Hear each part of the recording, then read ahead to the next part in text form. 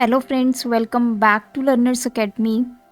Previous video में हमने static array की हेल्प से शीट्स को डिलीट एंड क्रिएट करना सीखा। आज हम बात करेंगे डायनेमिक एरेज। स्टैटिक एरे और डायनेमिक एरे में क्या डिफरेंस होता है, डायनेमिक एरे आप कैसे डिक्लेयर करेंगे वीबीए में, और एग्जाम्पल के साथ हम इसका सिंटेक्स को समझेंगे। तो ये आज की वीडियो में हम करने वाले हैं।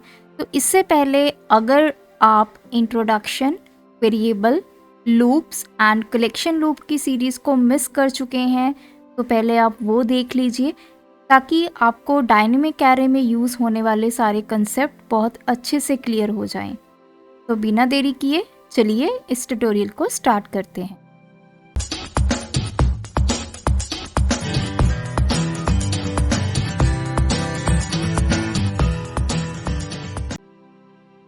सबसे पहले मैं शीट 2 में कुछ वैल्यूज़ लिख लेती हूँ और मुझे इन वैल्यूज़ को अपने एरे में स्टोर करवाना है।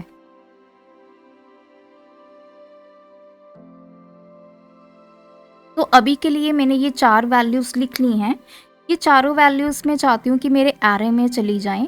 स्टैटिक एरे में वैल्यूज़ कैसे जाती हैं ये हम बहुत अच्छे से सीख चुके हैं, लेकिन बात करेंगे डायनेमिक एरे की। तो उसके लिए मैं डेवलपर टैब में जाऊंगी और विजुअल बेसिक पे क्लिक करूंगी और इंसर्ट कर लेंगे एक नया मॉड्यूल। अब देखिए, अगर मुझे स्टैटिक एरे को डिफाइन करना होता है तो मैं कुछ इस तरह अपना सिंटेक्स लिखती थी और इसमें हम लिख देते थे वैल्यूज़ जैसे 3 एज स्ट्रिंग। इस जो डेटा जाएगा वो स्ट्रिंग जा रहा है। ये तो बात है स्टैटिक एरे की, क्योंकि मुझे पता था कि मेरे इस एरे में टोटल कितनी वैल्यूज़ मैंने भेजनी है, 4। प्रोग्राम बनाने से पहले ही ये चीज़ फिक्स थी। लेकिन अब सपोज कीजिए मुझे नेक्स्ट टाइम एक और यहाँ पे वैल्यू को ऐड करवाना है मे, तब क्या होगा? मेरा स्टैटिक एरे इस वैल्यू को होल्ड कर लेगा, क्योंकि अभी मैंने इसमें जो वैल्यूज़ लिखी हैं 3 तक लिखी हैं, मतलब 0 to 4 तक वैल्यूज़ मेरी स्टोर हो जाएंगी। लेकिन ये जो 5th एलिमेंट मैंने लिखा है ये मेरे एरे में नहीं जाएगा, क्योंकि एरे के पास कितनी स्पेस है? सिर्फ 4 एलिमेंट्स के लिए स्पेस है। तो ये 5th जो मैंने मे लिखा है ये मेरे एरे में वैल्यू नहीं जाएगी। तो उसके लिए या तो मुझे मैनुअली यहाँ पर 3 की जगह करना होगा 4, तब जाकर ये वैल्यू जो है वो एरे में चली जाएगी। अदरवाइज आपकी वैल्यू एरे में नहीं जाएगी। तो उसके लिए जो बेस्ट अप्रोच होती है वो होती है आपकी डायनेमिक एरे यूज़ करने की। अब देखिए, यहाँ पे मेरे पास टोटल 5 एलिमेंट्स है और लेटर ऑन कभी ना कभी कोई प्रोग्रामर क्या करेगा, यहाँ पे एक और वैल्यू ऐड कर सकता है या फिर कोई वैल्यू इसमें से डिलीट हो सकती है। तब आपका एरे इन वैल्यूज़ को कैसे एक्सेप्ट करेगा? तो उसके लिए जब भी हमें डायनेमिक एरे को डिक्लेयर करना होता है हम यहाँ पे स्पेस छोड़ते हैं ब्लैंक, क्योंकि अभी हमें नहीं पता कि कितने वैल्यूज़ हम इस एरे में स्टोर करवाने जा रहे हैं, वो हम लेटर ऑन फाइंड करेंगे। तो इस तरह से मैंने एरे को डिक्लेयर कर लिया है। इससे पहले मैं अपना सब प्रोसीजर ऐड कर लेती हूँ। तो हम यहाँ पे डायनेमिक एरे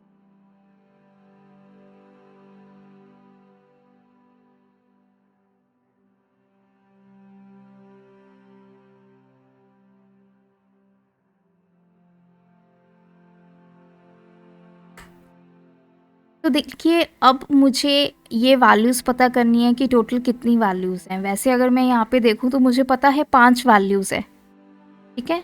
तो इसको हम कैसे कोड करेंगे? मैं यहाँ पे एक वेरिएबल ले लेती हूँ dim, इसका मैंने नेम ले लिया लास्ट एज, और डेटा टाइप इसकी ले लेती हूँ लॉन्ग। अब ये वेरिएबल क्या करेगा? ये वेरिएबल हमें ये फाइंड करके देगा कि आपके यहाँ पे कितनी वैल्यूज़ टोटल लिखी गई हैं।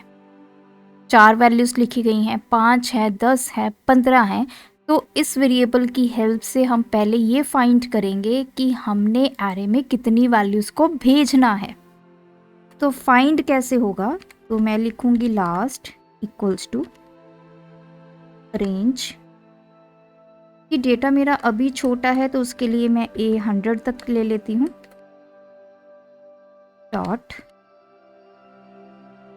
एंड सेल अप यूज करेंगे। Dot row -1। तो पहले समझते हैं इस लाइन का मतलब क्या है। अब मैंने फर्स्ट 100 जो सेल्स हैं A100, अब मैंने सिर्फ अभी के लिए फर्स्ट 100 सेल ले लिए कि मेरा जो डेटा होगा वो फर्स्ट 100 सेल में कहीं ना कहीं होगा। तो जैसे यहाँ पे जो डेटा है सिर्फ A1 से लेके A5 तक सेल है, तो मुझे यहाँ से पता लगाना है कि टोटल 5 एलिमेंट्स मुझे एरे में भेजने हैं। तो यहाँ पे देखिए A100 से मेरी वैल्यू कैलकुलेट होनी स्टार्ट होगी। A100 पे मेरा कंट्रोल चला जाएगा। डॉट एंड कहाँ पे जाके अब अपवर्ड हम मूव करेंगे। मैंने यहाँ पे एक्सेल अप लिखा है, तो मतलब मैं अपवर्ड मूव करूँगी। 100 से मैं 99 पे जाऊँगी, वहाँ पे चेक करूँगी कि वहाँ तक मेरा डेटा है या नहीं।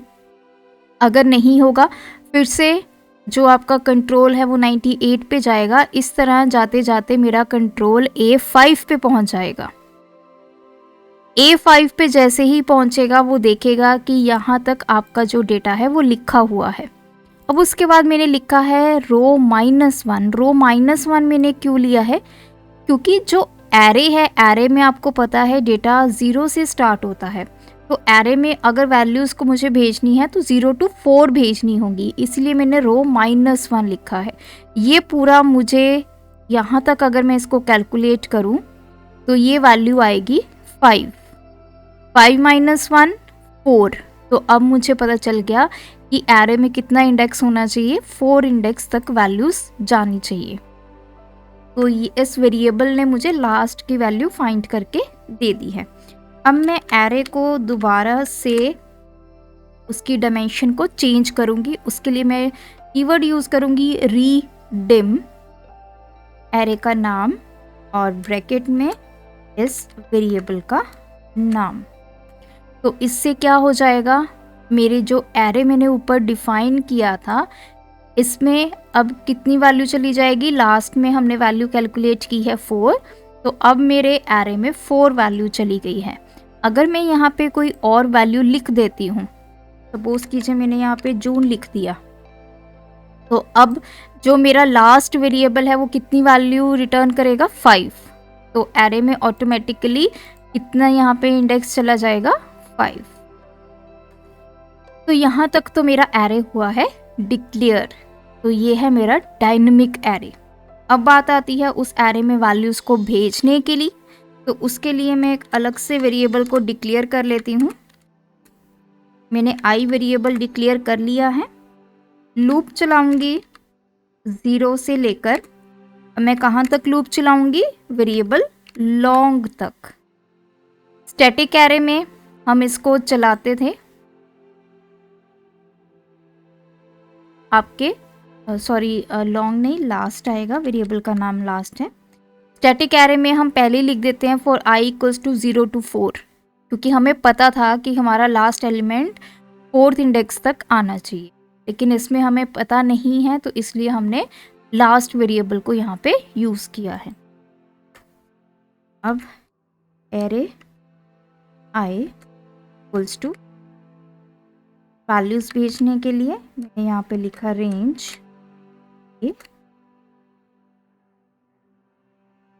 And i +1 dot value. i की वैल्यू करेंगे increment, that is next i। तो फॉर लूप की हेल्प से अब मैंने क्या किया, अपने एरे में वैल्यूज़ को भेजना शुरू कर दिया। जो रेंज A1 में मेरी वैल्यू है जैन, ये मेरे एरे के फर्स्ट इंडेक्स में चली जाएगी, दैट इज़ 0th इंडेक्स पे। सेकेंड वैल्यू एरे के फर्स्ट इंडेक्स पे चली जाएगी 1 पे। मार्च वैल्यू 3rd एलिमेंट बन जाएगा, अप्रैल 4th एलिमेंट बन जाएगा, मई 5th एलिमेंट बन जाएगा एरे का, और जून 6th एलिमेंट बन जाएगा। तो ये मैं पहले ही बहुत अच्छे से स्टैटिक एरे के केस में समझा चुकी हूँ। तो इसीलिए मैंने स्टार्टिंग में आपको बोला था कि अगर आप वो सीरीज़ मिस कर चुके हैं तो इसको सीखने से पहले आप स्टैटिक एरे ज़रूर सीख लीजिए। तो ये है हमारे स्टैटिक एरे का कंसेप्ट। मोस्टली जो प्रोग्रामर्स होते हैं वो स्टैटिक एरे ही डिफ़ाइन करते हैं ताकि आगे चल के कभी आपने इसको चेंज करना है तो आपको दिक्कत ना आए। तो अभी मैं आपको इसको एग्जीक्यूट करके दिखा देती हूँ और हम यहाँ पे अपनी लोकल विंडो को एक्टिवेट कर लेते हैं। तो देखिए जैसे ही मैंने अभी एग्जीक्यूट किया तो देखिए यहाँ पे एरे तो बन गया लेकिन उसके साथ में डिमेंशन नहीं आई। स्टैटिक एरे के केस पे यहाँ पे ऑलरेडी डिमेंशन आ जाती है, आपके एरे के आगे प्लस का सिंबल आ जाता है।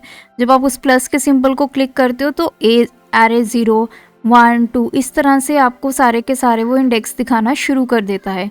लेकिन यहाँ पे अभी उसने एरे बना तो लिया लेकिन उसका जो साइज़ है वो डिफ़ाइन नहीं किया है। तो जैसे जैसे मैं इसको एग्जीक्यूट करती जाऊंगी तो अब देखिए जैसे ये रीडिम वाली लाइन एग्जीक्यूट हुई, अब आपके यहाँ पे एरे के प्लस का सिंबल आ गया है। जैसे ही मैंने इसको क्लिक किया तो अब यहाँ पे टोटल 6 एलिमेंट्स आपके एरे में आएंगे। तो ये किसकी हेल्प से हुआ है? With the help of variable last. तो आगे इसको कंटिन्यू करते हैं।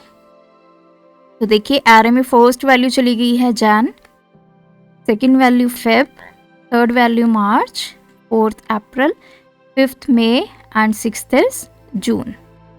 तो जैसे मैंने किया आपका कंट्रोल बाहर आ गया है और आप देख सकते हैं आपके एरे में, ये डायनेमिक एरे में ये सारी की सारी वैल्यूज़ जो हैं वो जाकर स्टोर हो चुकी हैं।